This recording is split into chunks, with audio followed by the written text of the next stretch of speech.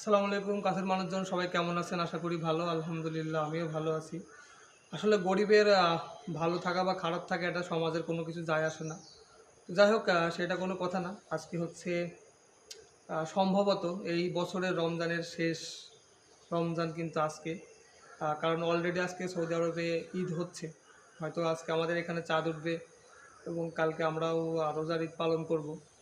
তো এই এক মাসে আসলে আমরা কতটুকু ভালো কাজ করলাম বা কতটুকু খারাপ কাজ করলাম সেটা তো একমাত্র আমাদের সৃষ্টিকর্তাই জানেন যে আমাদের আমলনামাতে কতটুকু সওয়াব এবং কতটুকু গুনার পরিমাণ আসলে উঠছে এটা আমাদের থেকে আমাদের রব উনি ভালো জানেন। তো এই একটা মাস আমরা যাই করেছি না করেছি আমরা শুধু আশা করব যে পরবর্তী রমজান মাসটা যেন আমরা আবারও পাই। আমাদের গুনার মাফ করার যাতে আরও একটা সুযোগ আল্লাহ আমাদেরকে দিন। এর মধ্যে কিন্তু অনেক মানুষ মাটির সঙ্গে মিশে যাবে। অনেক মানুষ হয়তোবা রমজান আর পাবে না। এমনও হতে পারে যে আমি এই ভিডিওটা বানাচ্ছি, সামনে রমজানে হয়তো আমিই থাকলাম না। এরকমটা হয়। আমার সমবয়সী আমার ফ্রেন্ড সার্কেলের মধ্যে অনেকেই গত হয়ে গেছে। তার মধ্যে থেকে আসলে মানুষের কোনো নিঃশ্বাসের কোনো বিশ্বাস নেই। তো আমিও সেই নিঃশ্বাসের বিশ্বাস আসলে করতে পারি না। কারণ বর্তমানে এমন একটা পর্যায়ে আমরা এসে দাঁড়িয়েছি যেখানে মানে অল্প বয়সের মানুষগুলো আসলে বেশি তাড়াতাড়ি পৃথিবী ছেড়ে চলে যাচ্ছেন। তো যাই হোক যারা পৃথিবী ছেড়ে চলে গিয়েছে তাদের জন্য আমরা সবসময় দোয়া করব। যাদের পিতামাতা, আত্মীয়স্বজন যারা কবরবাসী হয়ে গেছেন তাদের জন্য তো অবশ্যই সবসময় দোয়া থাকবে। এবং সবার প্রতি শুভকামনা রইল।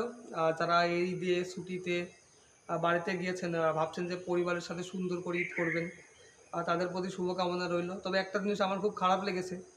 আমি গতকাল খবরে শুনলাম যে একটা বাইক অ্যাক্সিডেন্টে একই পরিবারের ৩ টা ভাই নিহত হয়। এটা খুবই খারাপ লেগেছে আমার কাছে। কারণ আমি জানি যে একজন মানুষের পরিবার থেকে হারিয়ে যাওয়া বা চলে যাওয়াটা আসলে একটা পরিবারের উপর কতটা প্রভাব ফেলে। তো যাই হোক হায়াত মৌত সব আল্লাহর হাতে। তো যার যতটুকু হায়াত আছে সে ততটুকু বাঁচবে এটা স্বাভাবিক।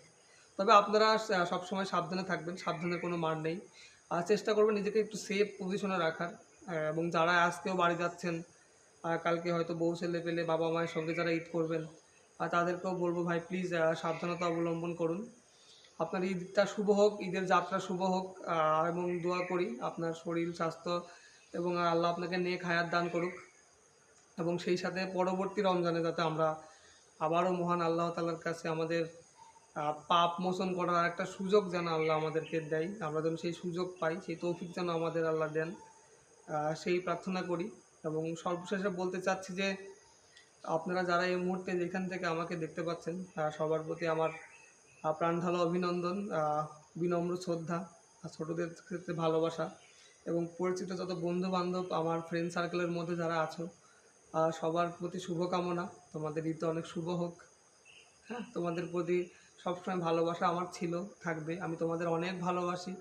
বিশ্বাস করো আর না করো হয়তো চাকরির ক্ষেত্রে বা যে বিভিন্ন আমরা ফ্রেন্ড বন্ধু-বান্ধব যারা আছি হয়তো কর্মব্যস্ততার কারণে কেউ বা বিয়ে-শাদী করেছে। বিভিন্ন জায়গায় ছড়িয়ে ছিটিয়ে হয়তো আমরা আছি কিন্তু আমাদের মন সেই এখনও সে আগের মতোই আছে। তো আমি তোমাদেরকে যেরকম ভালোবাসি আমি বিশ্বাস করি তোমরাও ঠিক একই রকম আমাকেই ভালোবাসো এবং ভবিষ্যতেও ভালোবাসবে। তো আজকে আর কথা বাড়াবো না। হয়তো কালকে রোজা ঈদ হবে। তো সবাই সেই ঈদের প্রস্তুতি নাও। এবং আমি বিশ্বাস করি যে ঈদটা তোমাদের খুব ভালো কাটবে। ধন্যবাদ সবাইকে। ভালো থাকবেন। আসসালামু আলাইকুম।